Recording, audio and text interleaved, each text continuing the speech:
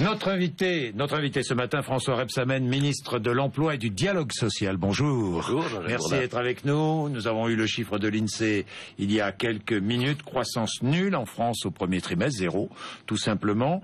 Avec une croissance nulle, on crée de l'emploi ? C'est une bonne question. Oui. 0%, vous me permettez quelques commentaires? Allez-y. Il était prévu, les prévisions c'était 0,1 oui. pour le premier trimestre. Je pense, et des commentaires vont être faits ou des annonces vont être faites dans les jours qui viennent par le FMI, etc.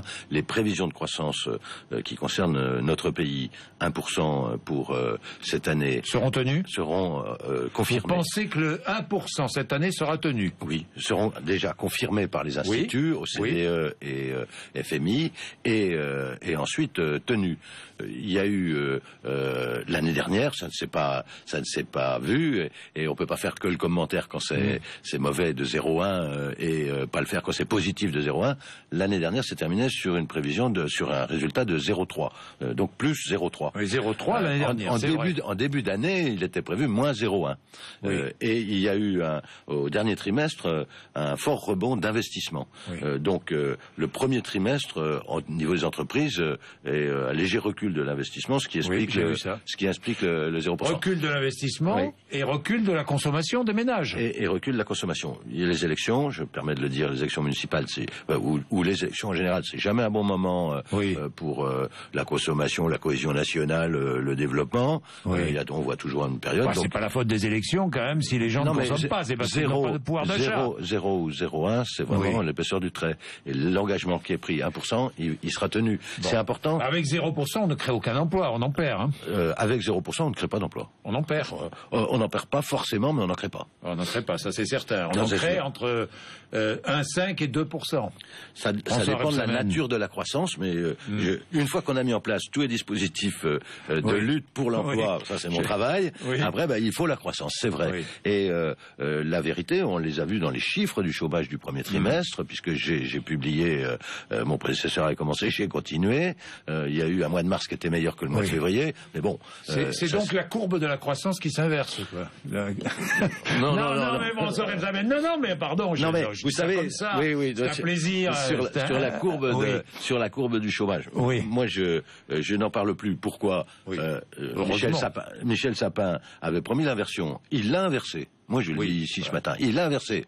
Et puis, ça stagne. Ça dépend des calculs. Mais on va pas discuter de ça. L'INSEE a dit l'année dernière moins 0,1. On va pas discuter de ça. Bon, voilà. OK. Mais vous allez considérablement l'inverser, si j'ai bien compris. Puisque vous nous dites moins de 3 millions de chômeurs à la fin du quinquennat. Il faut bien donner un objectif, quand même. Un cap. J'ai dit, d'abord, j'aime pas qu'on parle comme ça du chômage. En réalité, derrière le terme de chômage, sont des hommes et des femmes, des chômeuses, des chômeurs, et c'est pas à vous que je vais le dire, puisque vous êtes vraiment ancré dans la réalité à travers tous vos interviews, toujours. Eh bien, ce sont des femmes, des hommes qui demandent de l'emploi, qui cherchent du travail, et c'est à cela qu'il faut penser.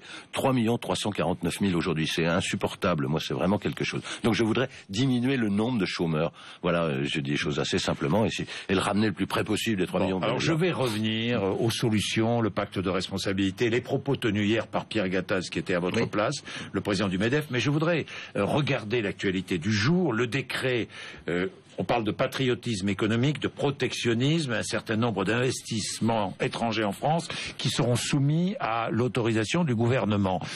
Ça a été signé par le Premier ministre Manuel Valls, Arnaud Montebourg sera à votre place demain matin pour en parler, François Rebsamen, mais est-ce que Bruxelles peut accepter un tel décret? Oui. Il faut à un moment marquer. Mais c'est du protectionnisme, non? Mais c'est ce que font les États-Unis. Il s'agit pas de se protéger. Il s'agit de donner le droit à l'État, au gouvernement de la République, de prendre sa place à une table des négociations pour protéger les intérêts stratégiques de notre pays. Et vous allez voir que cette décision qui a été prise par le gouvernement français, elle commence à faire école ou à faire réfléchir, dirons-nous. David Cameron commence à s'agacer, on va dire des choses comme ça, à s'agacer de voir lui aussi que des entreprises américaines, des grandes entreprises pharmaceutiques, essaient de racheter des grandes entreprises anglaises. Donc il y a un moment où, quand l'argent s'est concentré concentré, le capital s'est concentré dans des pays. Prenons l'exemple de la Chine, prenons l'exemple des États-Unis. Demain, il y a des secteurs pour nous qui sont des secteurs essentiels, vitaux. Prenons l'énergie, l'eau, l'eau en est un. Les transports, l'eau, les transports, la santé, les communications. Bien sûr, beaucoup. Bien sûr. Oui, mais c'est le cœur. Et on ne dit pas, il ne faut pas, on dit pas, il faut pas que des entreprises étrangères viennent, coopèrent, participent. On dit l'État doit pouvoir, à son mot à dire. À son mot à dire. Ça veut dire que l'État même peut interdire. Bien sûr. Bien sûr. Peut dire non. Mais imaginez que demain... Un veto de l'État. Oui, bien sûr, c'est possible. Bien sûr, prenons l'exemple du nucléaire, enfin... Prenons l'exemple de nucléaire, je suis d'accord. De l'armement. D'ailleurs, ça avait été commencé en 2005, à l'époque, je ne sais pas si c'était Nicolas Sarkozy, mais il y a eu une première... Oui, c'était Dominique de Villepin. C'était Dominique de Villepin. Il y a eu une première avancée. Exact. Bon, uniquement sur la défense et la sécurité. Tout à fait juste. Eh bien, on l'étend à des secteurs qu'on considère comme stratégiques aujourd'hui. François Rebsamen, ça veut dire veto dans l'affaire Alstom? Ah non, ça ne veut pas dire veto, ça veut dire droit de regard. Droit de regard, ça veut dire il faut prendre la meilleure offre. Moi, j'ai dit... C'est-à-dire c'est l'État qui choisira la meilleure offre. Bah, l'État dira... non, c'est l'État qui va choisir. Non, sinon l'État dit, moi, je mets mon veto. Il dira sa préférence pour la meilleure offre. Il choisira. Mais ils en discuteront, il faut en débattre avec l'État. Est-ce que c'est l'État qui doit choisir? Non, pas forcément, mais l'État doit faire connaître sa position. Et mais l'État a déjà fait connaître sa position par l'intermédiaire d'Arnaud Montebourg. Ça veut dire que l'État va plus loin, François Rebsamen. L'État, vous savez, le gouvernement là, en l'occurrence, il a permis une chose, c'est que d'abord il y a eu un délai d'un mois. Le délai d'un mois permet de voir d'autres offres qui peuvent arriver et éviter des conseils. C'est donc l'État qui choisira, François Rebsamen? Non, l'État peut s'opposer. Non, je le tourne dans l'autre sens. D'accord. Voilà, c'est-à-dire que si l'État n'est pas content, il s'oppose, donc il choisit. On peut dire quand vraiment il n'est pas content, oui. C'est vrai. Oui, c'est l'État qui choisit. Donc c'est du protectionnisme. Mais alors, je récuse ce terme. Bon, vous récusez. C'est beau. Bon, d'accord. C'est beau, patriotisme. C'est beau. Patriotisme économique, ça me va. Allez. Et d'ailleurs, vous le direz Arnaud Montebourg demain. Oui, exactement. Je vais en parler, ça va être animé. Patriotisme économique. Alors, ce qui est extraordinaire, c'est que, pourquoi pas?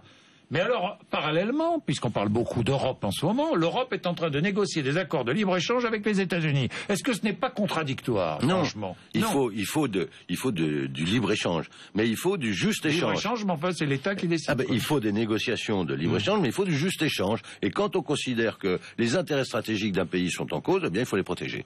Bon. Ça s'est bien passé au Conseil des ministres hier? Oui, ça s'est bien passé. Il y a eu un... Vous n'êtes pas macho ou François Rebsamen? Oh non, je dois pas être considéré comme quelqu'un de... Vous n'êtes pas macho? Non. Mais parce que vous avez vu ce qu'a dit votre collègue, qui dit qu'elle est maltraitée. Vous pensez qu'elle est maltraitée dans ce gouvernement, Ségolène Royal? Non, elle a toute sa place, elle est compétente dans son secteur, elle est reconnue. Donc même qu'elle est plus compétente que beaucoup. Vous avez vu ce qu'elle a dit? Ça, je ne vais pas jusque-là. Je vous dis, elle est compétente. Si je suis là, c'est parce que je suis compétente. Peut-être plus compétente que les autres. Elle est compétente. C'est bien d'être compétent. Non, mais d'accord, d'accord. Elle pense peut-être, je sais pas moi, François Hollande, qui a moins de titres de gloire qu'elle. Dans la compétence. Non, je ne pense pas. Je ne pense pas. Je vais pas commenter là-dessus. Vous n'avez pas commenté, mais vous trouvez malheureux ce genre de propos? Sur sa propre compétence? Non, je ne parle pas de sa compétence, je parle de ce qu'elle dit, qu'il y a un mépris vis-à-vis d'elle, que... Moi, je ne le ressens pas. Même sur Alstom, sa sortie sur General Electric. Je ne le pense pas. Non. C'est pour ça que... Ne faites pas de langue de bois, François. Là, j'en fais un peu. Le jeudi... tout à l'heure, le Premier ministre réunit tous les ministres. Ça, c'est quelque chose de nouveau pour conforter la solidarité gouvernementale. Il y a des échanges entre les ministres, entre nous, pour qu'il y ait une position commune. Donc, il doit y avoir de la solidarité gouvernementale. Elle a dérogé à la règle, franchement, sincèrement, sans langue de bois. Je pense qu'elle n'a pas à intervenir sur des dossiers qui ne sont pas les siens, oui. Elle a dérogé à la règle. Elle a dérogé à la règle. Elle doit se limiter à ce dossier. Vous ne pouvez pas dire ça. Je ne veux pas dire ça, mais c'est ce que vous pensez. Alors, vous pouvez le dire. Bon, voilà, d'accord, j'ai compris. Est-il vrai que François Hollande l'a reçu après le Conseil des ministres? Ça, je ne sais pas. Vous ne savez pas. Alors, l'emploi. Parlons-en. Oui. Parce que Pierre Gattaz était là hier. J'attends des félicitations parce que je me bats depuis 20 ans pour garder les emplois en France. Vous le félicitez? Vous félicitez le patronat? Je dis une chose qui est simple. J'ai été reçu par le MEDEF mardi soir. Ça s'est bien passé. J'ai trouvé une bonne ambiance au sein des chefs d'entreprise. Ce sont eux qui créent les emplois dans notre pays. Et donc, moi, je leur fais confiance. Je leur fais confiance. Et ils doivent savoir qu'ils ont la confiance du gouvernement. On a, quand on dit un patronat, je ne sais pas, on a des chefs d'entreprise, je préfère dire ça là encore comme pour les chômeurs, on a des chefs d'entreprise sur le terrain qui se battent pour leurs salariés, qui se battent pour leur entreprise. Moi je l'ai vécu en tant que maire de Dijon pendant 10 ans. Ce sont des gens formidables. Il n'y a pas cette opposition frontale, contrairement à ce qu'on croit au niveau national. Les salariés j'allais dire d'une boîte, parce qu'on dit comme ça, les salariés d'une entreprise, ils se battent pour leur entreprise, ils veulent qu'elle aille mieux. Alors, effectivement, il y a des entreprises... En modérant les salaires, vous êtes favorable à une modération des salaires? C'est ce que dit Pierre Gattaz. Mais des fois... Il faut favoriser... Mais des fois, modérer le salaire fixe et favoriser absolument Alors, il faut qu'il soit exemplaire lui aussi, mais l'intéressement. Je me permets de le dire, il faut qu'il soit exemplaire. Oui. Il ne l'est pas. Il dit qu'il l'a été puisqu'il a baissé son salaire en 2002.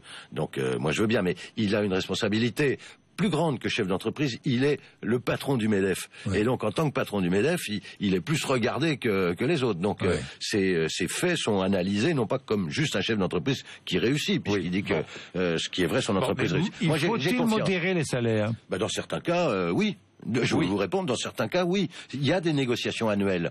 Il y a des négociations annuelles dans les entreprises. Est-ce que le CICE ne va pas servir à des augmentations de salaire? Eh bien, j'ai des exemples et je compte, puisqu'il arrive là, le CICE, jusqu'au 15 mai. C'est formidable. C'est pour ça que je vous parle de ça. C'est la première fois, quand même, faut le rappeler, 20 milliards d'allègements de crédit d'impôt pour les entreprises. C'est une bonne mesure, applaudie par tout le monde. Voilà. Mais à quoi va servir l'argent? C'est la bonne question. J'ai rencontré, par exemple, les organisations syndicales, la CFDT, dans les entreprises où elles ont distribué à leurs représentants, aux représentants de la CFDT, mais les autres organisations syndicales en font pareil, une sorte de petit kit pour suivre ce qu'on fait du CICE, donc de ce crédit d'impôt. Alors, il y a plusieurs possibilités.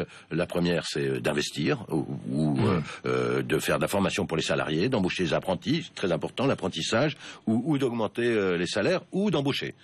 Et toute la palette est possible. Mais il doit y avoir des contreparties. On les voit pas, les contreparties, parce que les négociations dans les branches sont à peine commencées. Elles commencent. Mais timidement, doucement. Oui, mais Pierre Gattaz le reconnaissait lui-même, il est peut-être fautif, les syndicats de salariés sont peut-être fautifs, je ne sais pas. Ça va se lancer. En juin, ça va décoller, les discussions dans les branches. Il faudrait que ça décolle un peu plus vite. J'en ai l'engagement du MEDEF, je le crois. Bon, d'accord. Il veut débattre aussi, Pierre Gattaz, sur un SMIC intermédiaire, avec les syndicats et avec vous. Vous êtes contre? Je lui ai dit qu'on touchait pas au SMIC. Il y a dans notre... Donc pas de SMIC intermédiaire. Non. Je lui ai dit, dans notre pays, il y a des règles. Et d'ailleurs, au moment où l'Allemagne est en train de se mettre un peu plus aux normes européennes, ce qui va nous aider en créant leur SMIC, et qu'on voudrait qu'il y ait un SMIC européen, je ne veux pas toucher au SMIC. J'ai compris ce que voulait dire Pierre Gattaz. Il veut dire... C'est mettre au travail des salariés qui n'arrivent pas à trouver d'emploi. Est-ce qu'on peut activer des dépenses passives, disons, de l'assurance chômage, pour compléter un effort qui serait fait par les employeurs? Ces idées-là, elles sont à étudier, et je dis oui, ça c'est... Donc un SMIC intermédiaire avec un abondement... Non, pas un SMIC intermédiaire. Alors un salaire moindre avec un abondement de l'État. Un salaire qui est du niveau du SMIC. Un salaire qui est du niveau du SMIC. Il ne peut pas y avoir autre chose que le SMIC. Pas autre chose. On est bien d'accord. Est-ce qu'il faut autoriser l'ouverture des commerces le week-end et après 21h sur la base du volontariat? Alors, Laurent Fabius est intervenu sur ce sujet. Il dit oui. Je lui ai dit qu'il y aurait, avant la fin de l'année, sûrement une loi. L'avantage... Attendez, je m'arrête là. Il y aura une loi sur ce texte, sur ce sujet avant la fin de l'année? Bien sûr. Il faudra légiférer. C'est important, ça. Il faudra légiférer. Il faut prendre son temps, il faut regarder où on en est dans les situations précises. Bien sûr. Aujourd'hui, il y a la possibilité, c'est un maire qui connaît, qui vous parle, il y a la possibilité, par exemple, d'ouvrir 5 dimanches par an. C'est suffisant ou pas? Écoutez, là, il y a eu un accord entre les organisations patronales et syndicales. Le ministre du Dialogue Social en est content, dans ma ville, qui dit 2 dimanches sur 5. Ils se sont mis d'accord sur 2 dimanches sur 5. Donc il faut élargir l'ouverture des commerces le dimanche? Non, pas forcément. Il faut Vous le faites à Dijon? Il y en a 2 sur 5. Il y a 2 dimanches sur 5 où c'est ouvert. Donc laissons le dialogue se faire. Mais il y a des cas particuliers. Il y a des zones ultra touristiques. Et dans ces zones ultra touristiques, politique, sur la base du volontariat. Moi, je vais dire les choses clairement. Sur la base du volontariat. Sur la base d'une revalorisation salariale. On ne travaille pas le dimanche sur les mêmes bases. Mais je pense qu'il faut étendre la possibilité d'ouverture de ces commerces dans ces zones-là. Oui, dans ces zones-là. Donc la loi... avant la fin de l'année. La loi, c'est pas l'extension généralisée du travail le dimanche. C'est non. Mais c'est un assouplissement, quoi. Dans les zones ultra-touristiques, bien sûr. Bien sûr, un assouplissement. Bien, c'est très intéressant. Pierre Gattaz m'a beaucoup parlé hier, il a dit énormément de choses. On a parlé aussi des cotaxes, on a parlé de tout avec lui. Tiens, à propos des cotaxes, pas d'abandon, hein? L'écotaxe, abandon ou pas d'abandon? Je vais attendre de voir quelle est la position du gouvernement. Vous savez que quand j'étais parlementaire, président du groupe au Sénat, j'avais demandé à ce que soit faite soit posée une commission d'enquête sur les conditions de la création de la société Ecomove et comment elle s'était installée dans notre pays. Ce qui est sûr, c'est qu'il faut trouver une manière. Moi, je ne veux pas aller plus loin aujourd'hui, c'est pas mon secteur, mais il faut trouver une manière de faire participer les transporteurs routiers, notamment étrangers, à la construction des infrastructures qu'ils utilisent. C'était quand même assez simple de penser ça. Et absolument indispensable. Bon, François Rebsamen, est-il vrai que vous vouliez devenir ministre de l'Intérieur? Écoutez, je vais vous dire la vérité, parce que j'ai l'habitude de vous la dire. Je sais, j'aime bien. C'était vrai en 2012. Je m'étais préparé à ça en 2012, et c'est pour cela, en 2012, que j'ai refusé de rentrer au gouvernement. J'ai eu une proposition du président de la République, j'ai refusé en 2012. Cette fois-ci, quand il m'a proposé d'être ministre du Travail, de l'Emploi et du Dialogue Social, je vais vous dire, j'étais fier et heureux. Je l'ai dit dans la transmission. Donc vous ne demandiez pas cette fois à être ministre de l'Intérieur. Je vis plus tourner vers le passé. Mais ça vous pose d'être ministre de l'Intérieur aussi. Si vous étiez ministre de l'Intérieur, vous feriez une politique de gauche? Si j'étais ministre de l'Intérieur... qu'est-ce que vous feriez? Les mêmes choses? La gauche a fait des grandes choses, elle fait des belles choses. Et, la première des choses aujourd'hui auxquelles je peux rendre hommage sur le travail qu'a fait Manuel Valls comme ministre de l'Intérieur, c'est l'efficacité. Et l'efficacité, c'est de lutter contre, notamment aujourd'hui, l'expansion des vols, même si les résultats sont difficilement quantifiables, dans la délinquance. C'est vrai. Est-il vrai que vous avez dit à François Hollande, tant que tu ne m'expliques pas pourquoi je ne peux pas avoir l'Intérieur, je n'accepterai rien d'autre? Non, ça c'est des ragots. J'ai vu. Est-il vrai qu'il vous a répondu, Manuel t'expliquera? Non. J'ai vu cette. Oui, vous avez vu cet échange, je pense que ça date plutôt d'un mélange de 2012. Aujourd'hui, est-ce que vous pensez que le président de la République est en état de faiblesse? Vous êtes un proche de François Hollande, en état de faiblesse par rapport à Manuel Valls? Non. On peut considérer, je vais vous dire les choses, on peut considérer qu'on est en état de faiblesse quand on est bas dans les sondages et que son Premier ministre est haut dans les sondages. Mais ce n'est pas la même responsabilité. On ne peut pas comparer les choses qui ne le sont pas. D'abord, Manuel Valls arrive au poste de Premier ministre. Le président, il assume aujourd'hui, il assume tout. Et je pense que sa baisse dans les sondages, c'est le résultat des élections municipales. C'est lui qui est considéré par les Français comme responsable de ce qui se passe dans ce pays. C'est une lourde responsabilité. C'est vraiment quelque chose qui pèse sur les épaules. Je le connais bien, je le vois souvent, je le rencontre, on parle en tête à tête. Donc c'est vraiment une lourde responsabilité d'être président de la République, et je vais le dire ici avec toute ma conviction et l'amitié qui me lie à lui. Il est à la hauteur. J'espère pour notre pays que les résultats vont le montrer. Bien, François Rebsamen, j'ai deux questions pour terminer. Toute simple, c'est un peu l'actualité aussi.